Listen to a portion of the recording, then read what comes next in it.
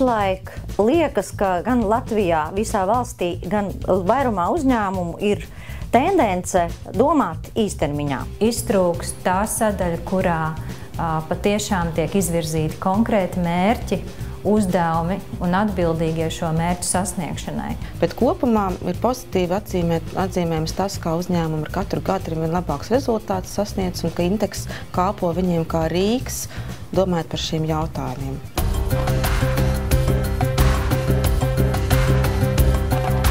Priecē fakts, ka uzņēmumi izzina savu ietekmes pušu viedokli, gan izmantojot dažādas aptaujas formas, gan pētījumus, taču tai pašā laikā jāatzīst, ka vēl ļoti daudz darāmā ir sperot nākamo soli, kas ir ietekmes pušu iesaiste. Gan vīzija, gan misija, gan vērtības ir augsta līmeņa stratēģiski instrumenti, lai mēs varētu realizēt šo ilgtermiņa domāšanu. Tie dalībnieki, kas piedalās ilgtspējas indeksā, tie jau ir apliecinājuši, ka viņiem šie jautājumi ir svarīgi, ka viņi grib par šiem jautājumiem domāt un domāt ilgtermiņā, un lai turpina iesākt to un meklē veidus, kā uzlabot šos rezultātus, jo pieredze jau rāda, ka tas izdodās katram uzņēmumam no gada uz gadu.